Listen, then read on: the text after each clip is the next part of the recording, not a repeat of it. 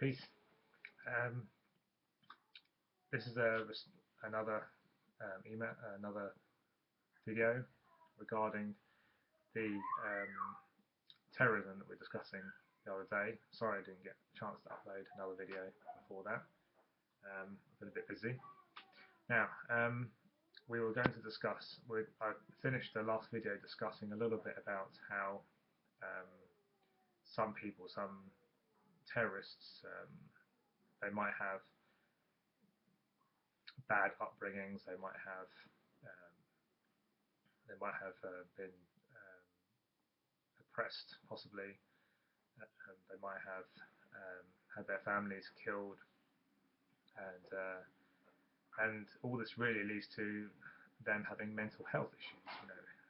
It's like, for instance, for argument's sake, those people who killed Lee Rigby, maybe they are mentally ill people. There are mentally ill people who kill people every day, and just because somebody claims that they are Muslim does not mean that they stand for what is, firstly, what is Islam, and secondly, what is even the people who are believe in Hadith and Sunnah, the Islam, as I like to call it, or as the phrase is coined.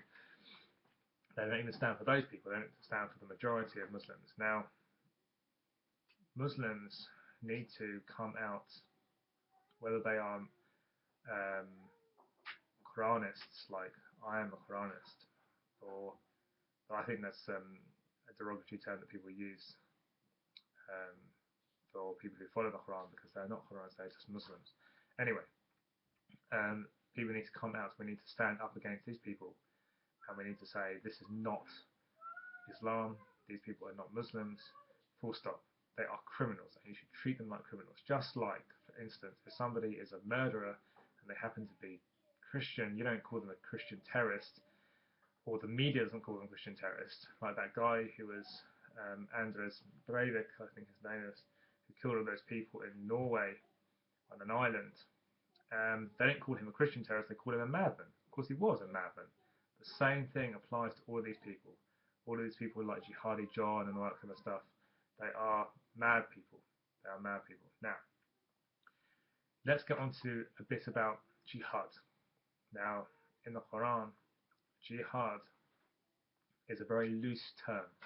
It is not used specifically always for fighting. Although it may include fighting, it's not always used for fighting. Jihad means to struggle. It comes from Jim, Ha, Dal. Jihad. And it means to struggle, to strive for a cause. And God asks us to strive for His cause. In other words, and it includes giving charity, being righteous, being with just people, and all of these things. Now, we need to strive for justice, strive for goodness. That is jihad, and it's also a strive against yourself. You strive with your property and your lives, the Quran says, your money and your lives. Now, that doesn't mean you kill yourself. It means you use your life to struggle, to strive for goodness. You use your property, your wealth, to strive for charity and things like this. But they've taken it completely out of context, and these people, people who criticize Islam, or people who, the media, they use it as, oh, he's a jihadist. They haven't got a clue, because jihad is an Arabic word. Why are you using an Arabic word to refer to a concept when people don't know what the Arabic word means? If you take a word out of its language and into another language, it has no context, it has no meaning. Therefore, they do this deliberately. They do this to create a xenophobia, a fear of Muslims, more the fear of Arabs. Well, Arabs, not all Arabs are bad people. Some are, well, then some are bad people. All races. I have a problem with race because I think we are all human race. We're not. There is not actually much difference between individual people from individual ethnicities. Whereas we can have ethnicity, sure, but it's ethno-linguistic, because our ethnicities are based very commonly based around our language, and and therefore we have slightly different languages and slightly different ethnicity, but we're all one human race. And the Quran talks about the human race by referring to people, the word used the word nas, or insana, using the word humans, or referring simply to the children of Adam, the Bani Adam, the children of Adam, because we are all Adam's children, and therefore we should call ourselves the human race and forget about other races. There's no superiority between black and white, between male and female. We all come from the same creation. We are all creation. Everything in this universe is creation. The Quran says, God says in the Quran, that all of us will return to God as servants. And this is the test, actually. This is the bigger test, is to accept your position in this universe. You and me and all of this is created, and God is uncreated. God is not created. Therefore, by definition, we are not God, we are not gods, we are not anything compared to God. The Quran says very clearly there is only one God, that's it. So if you feel that you are special in any way, you're not special, you're another human being. God created you, God completed your creation, perfected your creation, and your body and your mind, it works to a certain extent. We only have certain knowledge based on what we've seen or we hear, based on what we read, and even then our knowledge is limited. So we're not omniscient beings, we're not omnipotent beings, we are just beings, created beings. And this universe, everything in this universe, everything returns to God as a servant, God's servant, whether we like it or not, whether you like it or not. And we have to accept this. Anyway, so jihad is struggling, striving for God. The Quran uses a different word when it refers to fighting.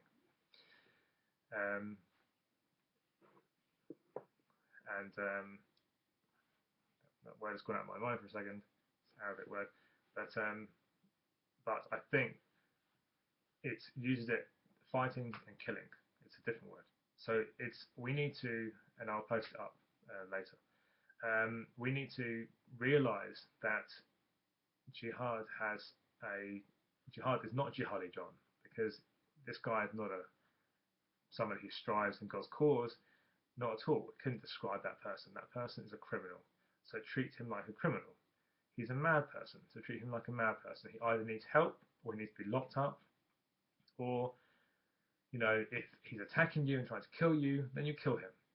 But at the moment, he's just killing innocent people. So he is just like these people, other people who kill innocent people, and they need to be locked up. They need to be separated from society, and if possible, rehabilitate them.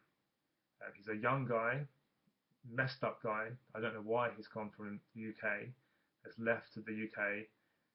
He has all of these freedoms, and he takes no understanding of those freedoms. He goes to another country and he kills people in that country.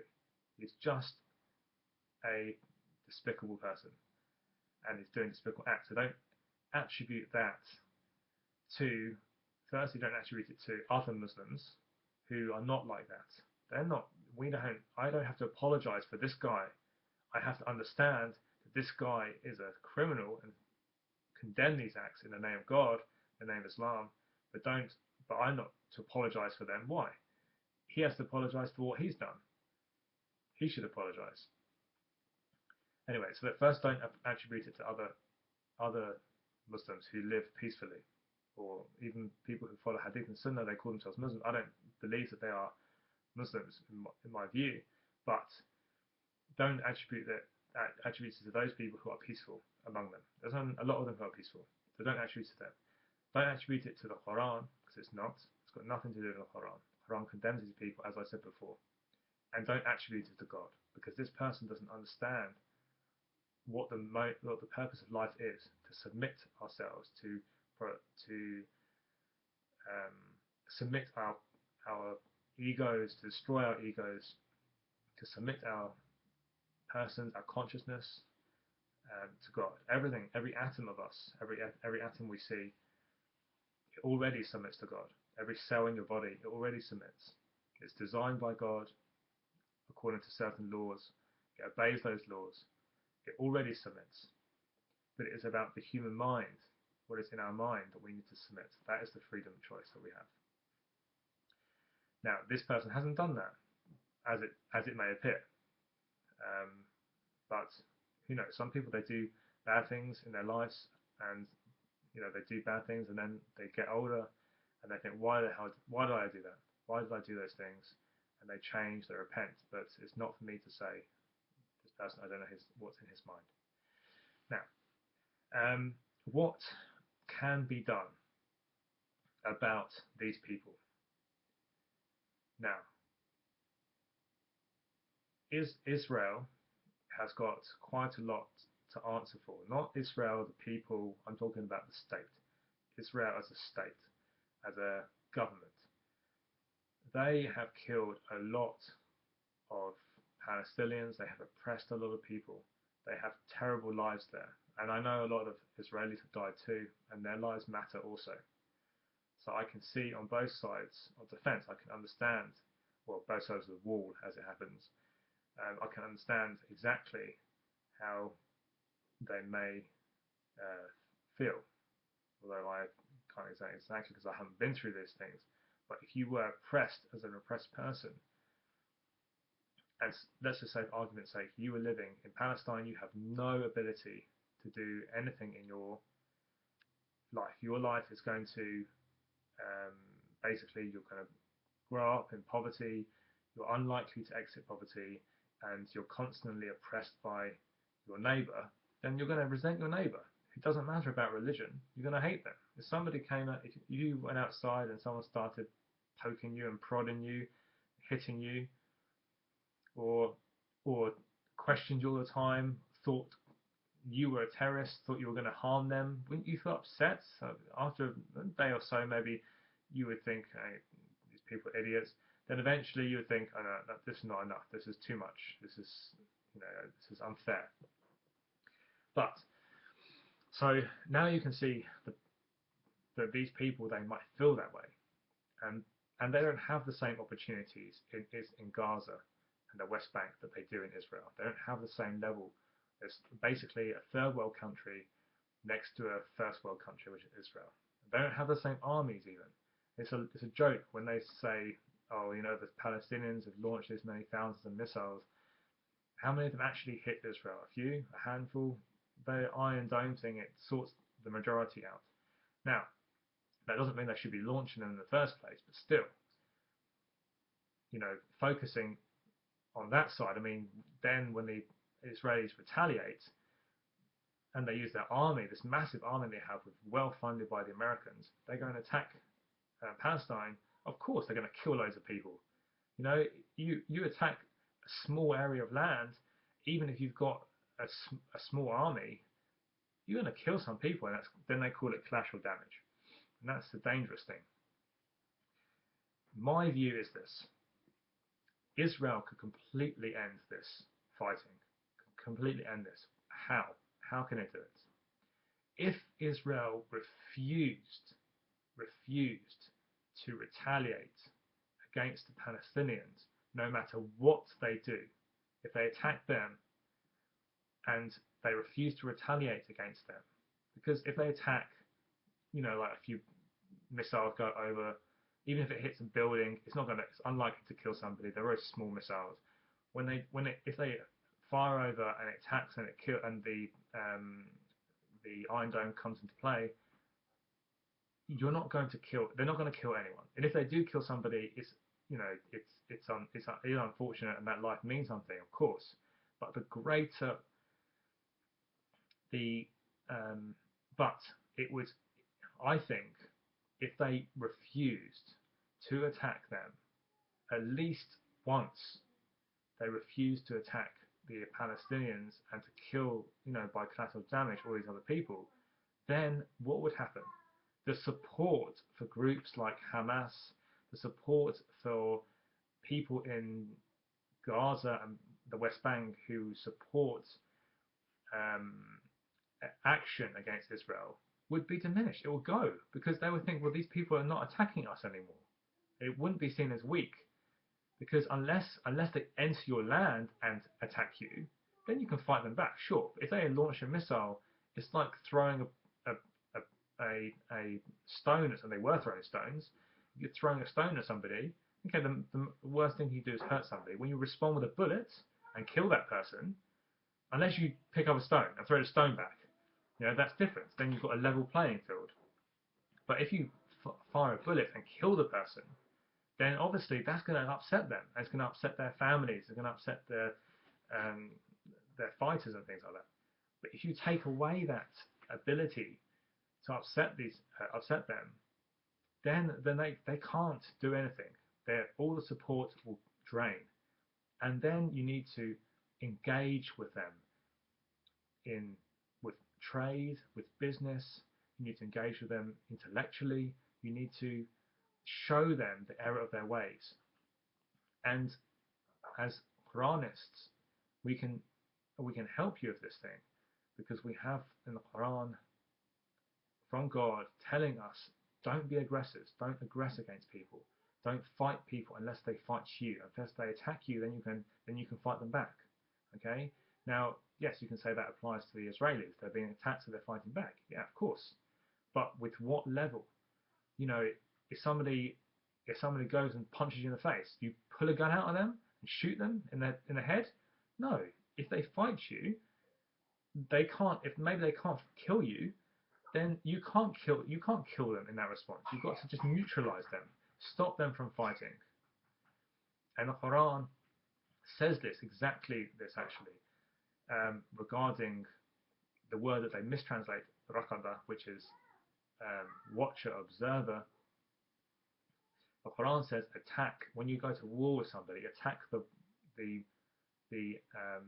the watcher, the observing post. There was always in previous times, in a lot of armies, they would have somebody who would go, and the commander, and they would go and watch the battle from quite a high place usually, and they would command their troops. These troops go and kill this person, or these troops go along there and kill them. If you kill that guy, then the battle's over because then you can capture the other people, and you can send them back or ransom them or let them go or whatever. And you kill that guy who's commanding the army, and you take out the head person. The difficulty here with when they're fighting these Al Qaeda or all of these organizations is that killing the head person once you've already done the damage of killing loads of children or innocent people is that somebody else will just replace that person. So you need to stop the root. The cause of it is the aggression against them. If you stop your aggression, then they will stop their aggression. If they don't stop their aggression, it shows the sickness in themselves. So that's what we need to do. As for people like ISIS, this is well, if you improve the Palestinian situation, then Arabs will unite against these people. The Arab people in the Arab Peninsula will see them as madmen, and then they'll kill them. Or criminals, they will fight them themselves. But the difficulty with ISIS and Syria and all of these countries is partly because of their own hadith, their own beliefs, partly because of that. But before that, they were quite peaceful people. Part of the problem is meddling.